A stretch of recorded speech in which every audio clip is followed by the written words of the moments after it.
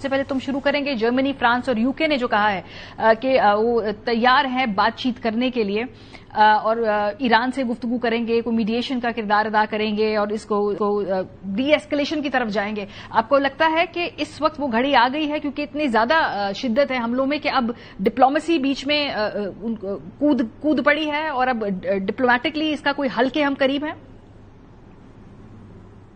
क्या देखिए, बात यह है कि मैं तो तवक्को कर रहा था कि जब सलामती काउंसिल की मीटिंग हुई थी परसों, तो उसमें ये कोशिश शुरू हो जानी चाहिए थी कि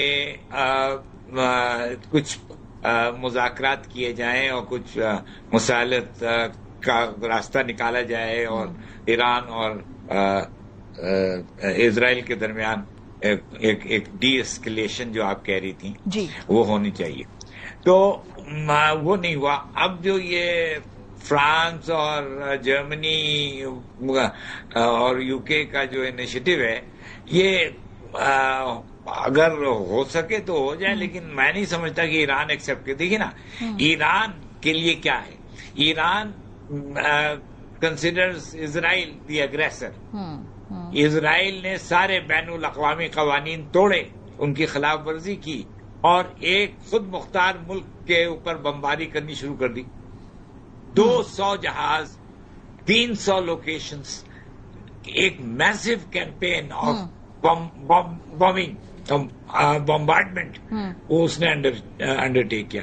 तो ईरान अब तो उसको ना तो इजराइल पे कोई एतबार है, ना ये मगरबी ममालिक पे एतबार है, क्योंकि केयर स्टारमर कह रहा है कि हम तो अपने जहाज भेज रहे हैं इजराइल के सपोर्ट में। तो इस तरह की बातों में ईरान जो है अब वो काफी इन लोगों से बेजार हो चुका है, नाला हो चुका है और वो अपना एक्शन ले रहा है। लेकिन नकवी साहब, ये जो आप बात कर रहे हैं, इसमें मैं डोनाल्ड ट्रंप की ट्वीट के ऊपर भी आपकी तवज्जो दिलाऊंगी, जो उन्होंने मुआवजा किया है पाकिस्तान और भारत के दरमियान जो कन्फ्रंटेशन थी और उसको ट्रेड के जरिए उन्होंने सीज फायर कराया।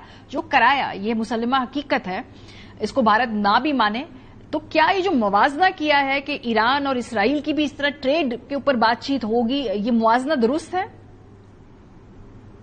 देखिए, एक तो ये दो सिचुएशंस एक जैसी नहीं हुआ करती हैं। ये इंडिया पाकिस्तान की सिचुएशन फर्क है और इजराइल और ईरान की सिचुएशन फर्क है। एक तो ट्रेड इनके दरमियान तो बहरहाल नहीं हो सकती है, क्योंकि ये ट्रेड कभी इन्होंने ना की है ना आगे कर सकते हैं। अच्छा, दूसरे ये कि वहां पे कहीं ज्यादा तनाव आ चुका है। हमारे यहाँ लड़ाई रुक गई थी, उनके यहाँ अभी तक चल रही है, बार बार हमले हो रहे हैं इजराइल की तरफ से, फिर ईरान जवाब दे रहा है।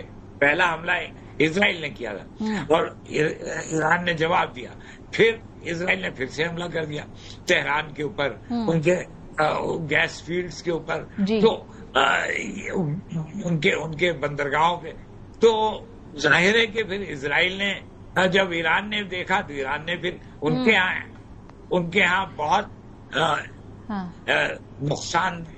नुकसानदेह अटैक्स किए हैं। सही, लेकिन नकवी साहब, अगर बीच में कहीं बैठ के सीज फायर होना है कि कुछ शराइत पे होना है, कुछ लो और दो की गारंटी होगी। आपने कहा कि आपस में ट्रेड ना करें, लेकिन अमेरिका के साथ तो इंडिविजुअली वो ट्रेड करते भी हैं, करते भी रहेंगे।